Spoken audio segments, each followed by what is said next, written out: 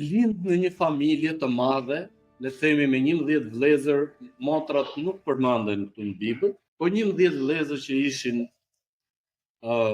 sepse atë paktën në kohën e Abraham dhe në kohën e Jezusit, në fakt llogariteshin vetëm burrat, gratë nuk përmenden, edhe fëmijët, sepse ata i numëronin burrat vetëm për çështje lufte. Kush ishte i aftë që të luftonte dhe dilte në fushë betejë. Por imagjinoni, ti lind në një familje të tillë. Ti nuk zgjedh të lindësh. Zoti të vendosë. Përsëri ti nuk zgjedh kush është më i preferuari i prindërve të tu, e në këtë rast babai i tënd. Për shkak se ai Jozefi ishte i preferuar i të atit të tij, vëllezërit filluan ta urrenin akoma më shumë. Edhe në fakt, një nga arsyet që babai i tij e donte më shumë Jozefin ishte pikërisht sepse Jozefi kishte lindur nga gruaja e tij, që ai me të vërtet ra në dashuri që në fillim. Ai Rakelën donte. Dhe ky ishte djali i tij i parë. Në mendjen e tij kjo ishte, si të themi, biri i paralind, pavarësisht se ai kishte fëmijë të tjerë. Dhe donte pamas Jozefi. Por pikërisht për këto gjëra, për këtë lloj situate ku Jozefi ndodhej, Jozefi nuk kishte asnjë gjë në dorë. Edhe për këto gjëra vëllezërit e tij filluan ta urrenin. Akoma më shumë ishte edhe kur babai i tyre në thonjza, sepse ishte babai i gjithëve, por i dha dhe një rrobë të bukur, të fishme. Ishte të thuash të veshësh rrobën ose pardesyn e të pasurit, e të përzgjedhurit. Edhe ata filluan ta urrenin akoma më shumë.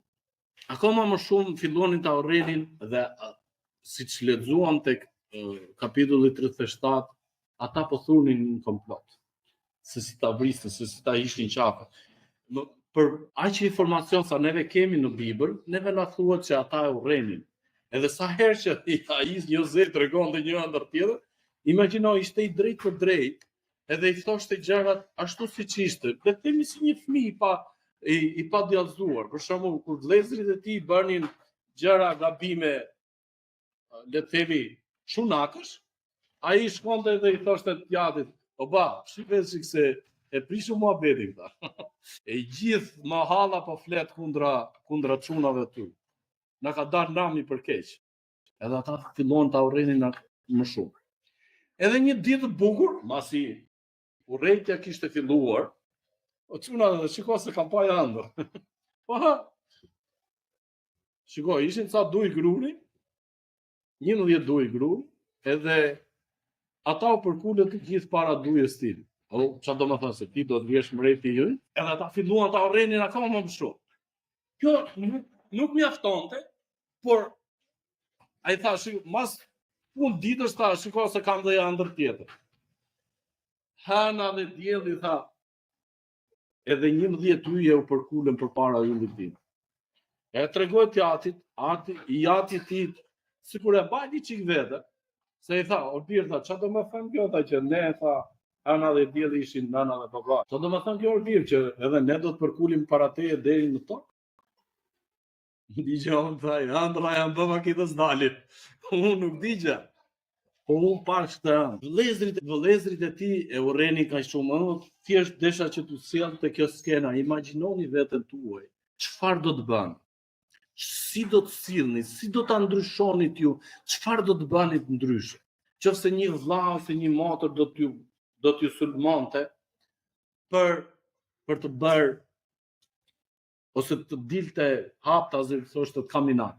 Nuk duhet që shikojmë si të urrej. Edhe akoma më shumë atë gjithë të mllaf, gjithë të inat, ata e vun në praktik në momentin që ai shkoi në fushë. Ishte shumë larg babai të tij. Hajde tha tani na erdhi në dorë ky tha. Se këtu tha, tu te shtëpia vet tha, kishte baban. Edhe kur i kërcisnin e i dacka ta, shkonde, opa, brafi. Po tani ishte shumë larg. Ishte shumë larg dhe ata vendosin që ta vrisin. Edhe vëllezërit Rubeni dhe Juda, Rubeni në fakt ishte ai iniciatori I parë mendoi që mund të doja mbush mendjet ta hedh në pus, që ta hedhim në pus, edhe kur t'jen ata larg, unë do ta nxjerr nga pusi dhe do iki ta çoj tek Jakob. Jakobi që ishte shumë larg. Edhe ata e hodhën dhe pastaj, siç lexuam dhe historinë, kaluan tregtarët dhe tha, bëjnë lek, jemi që jemi, e shesin. Edhe Rubeni pastaj që kthehet te pusi pikërisht për të vënë planin e tij në jetë, por ishte shumë vonë, ata e kishin shitur. Rrobën e tij, pardesyn e tij të bukur, therrën I cjap, e futën në gjak. Ju e dini çfarë ndodhi me cjapin e shkret pastaj? Kukurec. Festuan dhe shkuan tek Jan. Pikërisht në këto momente, vëllezrit e tij, babai I tij, neve lexuam te historia vazhdon, kapitull 38, 39, 40. Babai I tij filloi dhe mbajti zi. Ai e konsideroi të vdekur. Vëllezrit e tij e dini shumë mirë se çfarë kishte ndodhur, por duke menduar që iku në Egjipt, shumë larg, është I vdekur. Nuk vjen më. E mbyllëm këtë hesap. Edhe siç lexuam te historia, ta vrasim, ta heqim qafe edhe të shikojmë që këto ëndrat e këtij. Se çfarë do të ndodhë. Pyetja është me gjithë këtë histori, çfarë do të bëjmë ne me zemrën tonë në këtë moment? Si reagojmë ne kur na sulmojnë në këtë lloj forme? A ngutësohet zemra jonë? A forcohet zemra jonë? A shtojmë urrejtje ne akoma më shumë? Apo lejojmë Perëndin që të punojë? Historia vazhdon edhe na thot Jozefi shkon tek punë tregtare. Ata e blen lira aty tek vëllezrit e vet, si pak I konsumur këta. E çuan atje, ja shitën Potifarit, normal pak më shumë, plus dhe kostën e rrugës gjitha ato. Dhe Perëndia ishte me të. Vini re, janë disa gjëra që qëndrojnë të heshtura, por dalin në dritë disa gjëra interesante që do të thotë shumë për zemrën e tij. Përderisa Perëndia, ne edhe lexojmë te kapitulli 38 që ishte me Jozefin, atëherë do të thotë që zemra e tij nuk ishte urrejtje, që të urrente vëllezrit e tij. E thoshte, unë do të kthehem një ditë, unë do të marr hak. Çka kam për të bërë unë aty. Dhe historia vazhdon. Shkon tek Potifari, Perëndia, aty thuhet që Perëndia ishte me të. Perëndia e bekon aq shumë sa punën që Jozefi bën, vihet në pa nga Potifari dhe Potifari e vet të parin e shtëpisë. Dhe duke qenë kaq I pasur, djali I ri, Potifari pra e vuri në gjithë këtë lloj themi përgjësie, gruaja e tij filloi edhe kërkoi që e dëshiron. Edhe pastaj, aq më tepër, kur kërkoi të bante këtë gjë Jozefi, përgjigjja e Jozefit ishte si mund t'ja bëj unë këtë perëndis tim edhe të Zotit, Potifarit që më ka vënë të parin e shtëpisë. Edhe largohet. Dhe ajo e kupton se kur ai çoi dorë mbi të. Potifari merre fut në burg, Perëndia e bekon akoma më shumë dhe ai bëhet nga një burgosur I thjesht bëhet përgjegjës për të gjithë burgosurit. Pra kishte lirinë aty që kishte mundësi që të hante ushqimin e zgjedhur, kishte mundësi që të lajë, pastroje të gjitha gjërat. Ta bëjmë historinë të shkurtër, përfundon tek faraoni. Tek faraoni sepse Jozefi kishte mundësinë që të interpretonte ëndrat. Të lloj, le të themi, bekimi Perëndia e kishte dhënë që të interpretonte ëndrat. Potifari shikon ëndrat, edhe ishin të njëjta, dhe vihet përsëri I pari tek faraoni, sepse I interpretoi ëndrat dhe I tha, ke 7 vjet që I ke tha me bollak, do të ketë bollak, do të ketë prodhim, bujësia, çdo gjë do të jetë e begat. Kafshët do të kenë pjellori, qumësh, do të jetë çdo gjë me bollak. Por ama, do të vinë 7 vjet të tjera që do të jetë një zi buke aq e madhe sa njerëzit nuk do të gjejnë çfarë të hanë. Po çfarë të bëjnë, thot faraoni? Po këto 7 vjet e bollakut të kurselë. Edhe faraoni e vuri në krye të gjithë kësaj, imagjinoni, Jozefi ishte mbas faraonit i pari në të gjithë kombin e Egjipt. Pra, vetë urdhrin e Jozefit e thynte vetëm faraoni. Vetëm ai nuk do i bindej Jozefit. Të tjerët ishin të gjithë nën urdhrat e tij. Ushtar, përgjegjës, ushtrie, çdo gjë që ti mund të në sistemin, le të themi, drejtues, ishin në urdhrat e Jozefit. Të gjithë ata kur thyen me bollak kishte aq shumë sa ju vetëm që të mbanin të gjithë kombin me ushqim, por të mbanin edhe të gjithë, edhe të shisnin. Vinë vëllezërit e Jozefit që menduan që tani që e kemi shit Jozefi ka vdekur, iku na la shënden, nuk do përulemi përpara tij. Flori, pasuri kishin çdo gjë, por nuk kishin të hanë.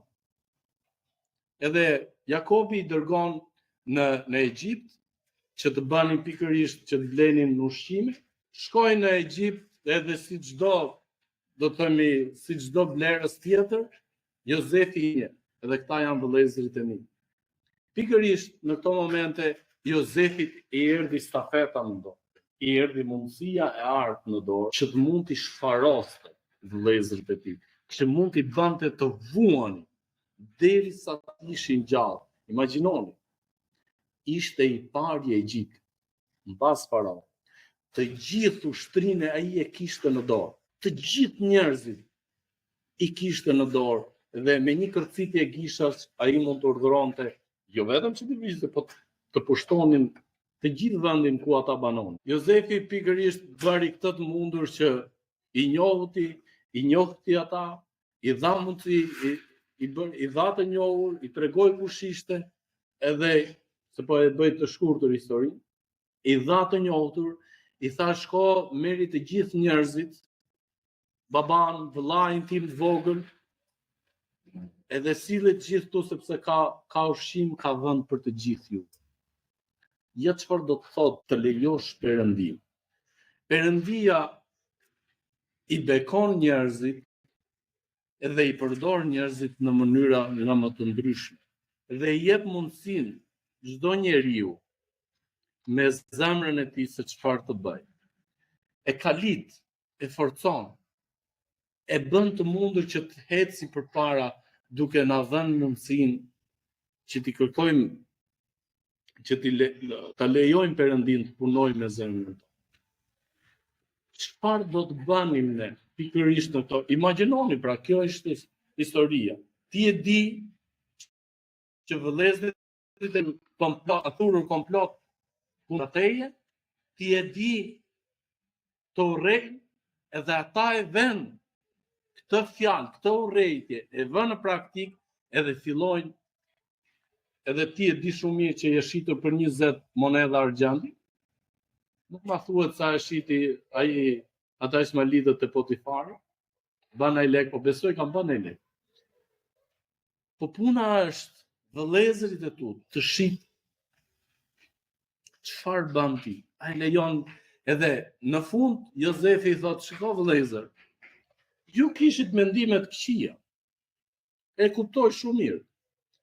Por Perëndia që është më i madhi të gjithëve, përdori sjelljen tuaj të ligë për të më sjellë mua këtu ku jam, që unë të parapargatis të gjithë këta për t'ju shpëtuar juve jetën. Çfarë do të thotë kjo? Është goxha e ngjashme me historinë e Jezusit. Jezusi kur erdhi në tokë, edhe i mësonte dishepujt e tij, i thot dishepujve në një moment i thot, shiko thot, unë po shkoj të përgatis ju një vend shumë dhe atje do të ketë vend për të gjithë. Kështu që mos u zini. Dhe keni vila kështu me pishin para, mbrapa, janë të pakrahasura me këto çfarë mendoni juve sot. Ka vend për të gjithë. Dhe Jezusi e përgatiti rrugën e tij, domethënë për ne në kryq. E sakrifikoi. Edhe Jozefi pranoi sakrificën e tij, domethënë gjitha vuajtjet e pranoi si sakrificë të jetës së tij, vetëm se do të shpëtonte familjen e tij nga uria e bukës. Ishte e sigurt që ata do të vdisnin, sepse nuk kishte asgjë më të. Madje Zia vazhdoi aty, thuhet tek Zanatilla, ishte aq e madhe sa të gjithë njerëzit e Egjiptit ishin në gjendje që ishin gati të shiten gjithçka, tokën, shtëpinë, vetëm të merrnin për të ngrënë. Aty thuhet, edhe Jozefi i bleu, i merrte tokën atyre, edhe pikërisht me këtë faraoni u bë akoma më i pasur, sepse po blente, siç themin edhe sot, pasuritë patundshme që ishin tokat. I kalun në emër të faraonit. Edhe ai, siç themin, e shiti tokën për i cop bukë. Për i cop bukë, sepse ata dunin të jetonin, donin të mbushnin barkun. Ju kujtohet mbushja e barkut me Jesaun, pikërisht siç e shiti vëllait Jakobit për një tas fasule ose për një tas thjerrës. Për një cop bukë. Neve kemi kaq një pasuri kaq shumë të madhe që nuk mund të shitet lehtë, nuk ka çmim. Çfarë bëjmë ne? Perëndia na ka përgatitur rrugën e, edhe si shkoi Jezusi në kryq. Neve e dim, njerëzit e dërguan në kryq. Zoti përdori ligësinë, mëkatin, që Jezusi të shkonte në kryq, kryqëzoi dhe të triumfonte mbi vdekjen, duke u ringjallë. Kjo është të kesh shpresë, të kesh besim te Perëndia që ti do mund t'ja dha. Por ama rruga është shumë e vështirë. Mund të tallin, mund të përbuzin, mund të shesin, mund të hedhin në pus, por në fund ke një jetë me Perëndimin. E di, vështirësitë tona, situatat ku ne vendodhemi sot, mund të jenë, nuk e di, mund të mendoni që janë më të këqija, më se ato të Jakobit. Por ama, nuk e di, kemi dëgjuar ndonjë histori, paktën njerëz gjallë, në fakt, doli prindrit deshe shitën e fëmijë për 5.000 euro. Aty këtu në Shqipëri. Edhe nga komentet që lexova, po mire kaq lirë, po 5.000 euro po bëj qet. Fëmia tha nuk ka çmim, tha që të shitet, apo ti po e shes ke lirë fare 5.000 euro. Sa të blesh një kone, një qet. Për vllai, vëllezër e motra që të shesin njëri tjetrin, nuk e ke dëgjuar, po prindrit ja që doli. Tha, në fakt, isha ideur, nuk isha vetvetja. Por këta e bën me mendje të thjellë. Ajo çfarë desha që të dalin në këto momente nga ky mësim është pikërisht në situatat tona të vështira. Të lejojmë ne që të hyjë në zemrën tonë.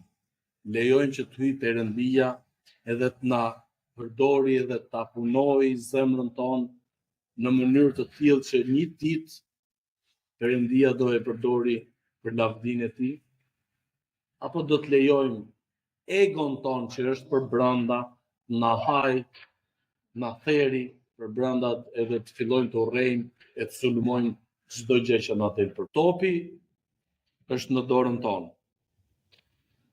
E kemi ne radhën. Çfarë do të bëjmë?